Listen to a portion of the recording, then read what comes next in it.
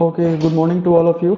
और आज हम लोग देखेंगे टीसीएस साइकिल का रेगुलेशन। लास्ट टर्म पे हम लोगों ने देखा था कि जो टीसीएस साइकिल होती है उसका इम्पोर्टेंस क्या होता है मेटाबॉलिक पाथवे के पॉइंट ऑफ व्यू से।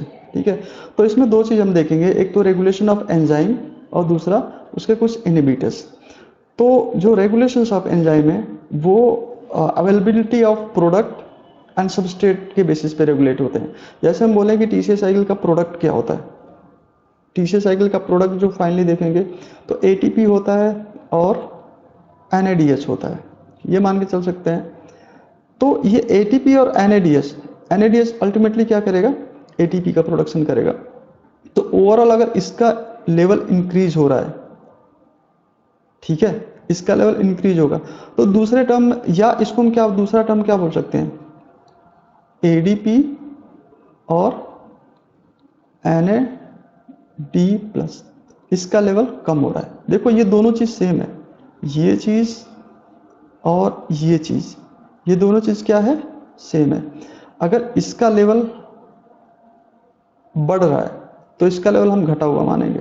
ठीक है, तो अब ये बताओ जो अल्टीमेट जो प्रोडक्ट होता है वो ये होता है। तो अगर ऑलरेडी प्रोडक्ट का अमाउंट बढ़ा हुआ है, ठीक है, तो क्या होगा, रिएक्शन एक तरीके से स्लो डाउन होगी, यानी टीसीएस साइकिल स्लो डाउन होगी। और अगर ये देखो ये इसको आप लिख लो ना, ये क्या है, प्रोडक्ट है और ये क्या है, सबस्ट्रेट है।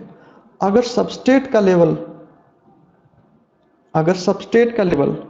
कम है, ठीक है, यानी प्रोडक्ट का लेवल बढ़ा हुआ है, अगर ये एडीपी और एनएडी का लेवल अगर बढ़ा होगा तो क्या होगा, एडीपी और एनएडी प्लस का लेवल बढ़ा होगा तो क्या होगा, एटीपी और एनएडीएच का लेवल कम होगा।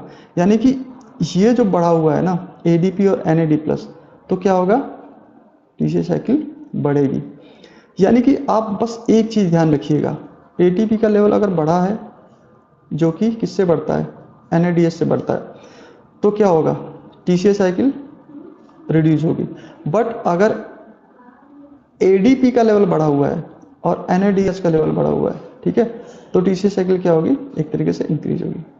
तो इसी चीज़ को ध्यान में रखते हुए हम लोग देखते हैं फर्स्ट जो एंजाइम होता है साइट्रेट सिंथेज, जो कि फर्स्ट स्टेप कराता है टीसीएस साइकिल का, कंडेंसेशन रिएक्शन, ऑक्सैलो स्टेट और एस्टर को कंबाइन होकर आपका साइट्रेट बनाते हैं।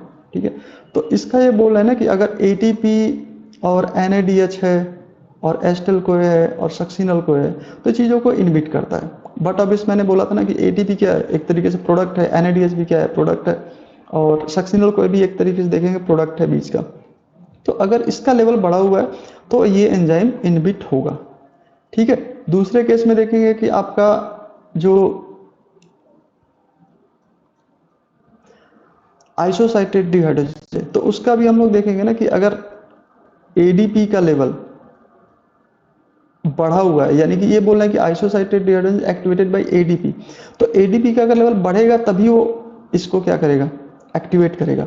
और इनहिबिट किससे करेगा, अगर एटीपी और एनएडीएच का लेवल बढ़ा हुआ है तो। ठीक है, नेक्स्ट है आपका अल्फा कीटोग्लूटारेट। अच्छा, ये आइसोसाइट्रेट डिहाइड्रोजनेज देखिए यहाँ पे वर्क कर रहा है, ठीक है, यहाँ पे वर्क कर रहा है, जो कि एक प्रोड्यूस कर रहा है आपका क्या, एनएडीएच। तीसरा देख रहे हैं अल्फा कीटोग्लूटारेट डिहाइड्रोजनेज, जो कि एक की रेगुलेटर्स होता है टीसीएस साइकिल का। तो इसको इसका भी बोल रहे हैं कि अगर सक्सिनल कोए का लेवल बढ़ा हुआ है, ठीक है, तो क्या होगा, ये इनहिबिट होगा, और एनएडीएच का लेवल बढ़ा हुआ है तो भी इनहिबिट होगा। देखो टीसीएस साइकिल को सक्सिनल कोए के टर्म्स में भी एक तरीके से पूछा जाता है कि सक्सिनल कोए का लेवल बढ़ा हुआ है तो टीसीएस साइकिल क्या होगी। तो सक्सिनल कोए का लेवल अगर बढ़ता है तो कहीं ना कहीं टीसीएस साइकिल डाउन रेगुलेट होती है। ठीक है, और एस्टल कोए का लेवल भी अगर बढ़ेगा तो टीसीएस साइकिल डाउन रेगुलेट होगी। Last one is availability of ADP. तो अवेलेबिलिटी ऑफ एडीपी का मैंने बता ही दिया कि एडीपी का लेवल अगर बढ़ा हुआ है, ठीक है, तो इसका मतलब क्या हुआ, सबस्ट्रेट का लेवल बढ़ा हुआ है। सबस्ट्रेट का लेवल बढ़ा होगा तो क्या होगा, टीसीएस साइकिल अप रेगुलेट होगी। बट अगर एडीपी का लेवल कम है, यानी सबस्ट्रेट का लेवल क्या है, कम है, तो टीसीएस साइकिल एक तरीके से डाउन रेगुलेट होगी। अब कुछ इनहिबिटर्स के नाम देख लेते हैं हम लोग, जो कि डायरेक्ट क्वेश्चंस पूछे जाते हैं। तो देखो फर्स्ट तो है आपका फ्लोरोस्टेट। फ्लोरोस्टेट पे पूछा था कि फ्लोरोस्टेट टीसीएस साइकिल में किसको इनहिबिट करता है, तो ये एकोनिटेज को इनहिबिट करता है, ये जो स्टेप है, ठीक है। और ये भी बोल सकते हैं एकोनिटेज, यानी कि एक तरीके से ये तो आइसोमराइजेशन हो रही है ना, यानी साइट्रेट का कन्वर्जन किसमें, आइसोसाइट्रेट में, इस चीज को इनहिबिट करता है आपका फ्लोरोस्टेट। और फ्लोरोस्टेट क्या है, एक तरीके से non competitive inhibitor. Competitive inhibitor का मतलब क्या होता है कि जो एक्टिव साइट पे बाइंड करने की कोशिश करे। जैसे मान लो कि कोई दूसरा मॉलिक्यूल है जो इसका सबस्ट्रेट नहीं है और वो सबस्ट्रेट से कम्पीट कर रहा है एक्टिव साइट पे बाइंड करने के लिए, तो उसको क्या बोलेंगे, कम्पिटिटिव इनहिबिटर। बट अगर एक्टिव साइट पे बाइंड नहीं कर रहा है, कहीं और बाइंड कर रहा है और इसकी प्रोसेस को इनहिबिट कर दे रहा है, तो उसको क्या बोलेंगे, नॉन कम्पिटिटिव इनहिबिटर्स। तो एकोनिटेज को जो फ्लोरोस्टेट इनहिबिट करता है वो क्या है, एक तरीके का नॉन कम्पिटिटिव इनहिबिटर। इस चीज को ध्यान रखिए, कई बार पूछा गया है। दूसरा आपका आर्सेनाइट। तो आर्सेनाइट भी एक तरीके से नॉन कम्पिटिटिव इनहिबिटर है, और किसका इनहिबिटर है यह, अल्फा कीटोग्लूट्रेट डिहाइड्रोजनेज, ये दूसरा देखेंगे एक तरीके से, ठीक है। ये भी आपका नॉन कॉम्पिटिटिव इनहिबिटर्स है। तीसरा जो मॉलिक्यूल्स है आपका है मैलोनेट। तो मैलोनेट क्या है, एक तरीके से कॉम्पिटिटिव इनहिबिटर्स है, और किसका है, सक्सिनेट डिहाइड्रोजनेज। मैलोनेट किसका इनहिबिटर है, सक्सिनेट डिहाइड्रोजनेज। देखो ये है सक्सिनेट डिहाइड्रोजनेज, इसको क्या करता है, कौन सा इनहिबिट कर रहा है आपका, मैलोनेट, ठीक है। तो ये क्या है, एक तरीके का कॉम्पिटिटिव इनहिबिटर है, यानी सक्सिनेट डिहाइड्रोजनेज का जो एक्टिव साइट होती है ना, इस पे ये मैलोनेट जाके बाइंड करता है। तो ओवरव्यू क्या निकला हम लोगों का टीसीएस साइकिल से, देखो रेगुलेशन, रेगुलेशन किससे होगा, एटीपी के कॉन्टेक्स्ट में रेगुलेशन देखिएगा, एडीपी के कॉन्टेक्स्ट में रेगुलेशन आपको देखना है, एनएडीएच के कॉन्टेक्स्ट में रेगुलेशन देखना है, एनएडीएच के कॉन्टेक्स्ट में, एनएडी प्लस के कॉन्टेक्स्ट में रेगुलेशन देखना है, ठीक है। अब जो इंटरमीडिएट मॉलिक्यूल है वो कौन से हैं, सक्सिनल कोए, ये सक्सिनल कोए के कॉन्टेक्स्ट में देखना है और एस्टिल कोए के कॉन्टेक्स्ट में देखना है, ठीक।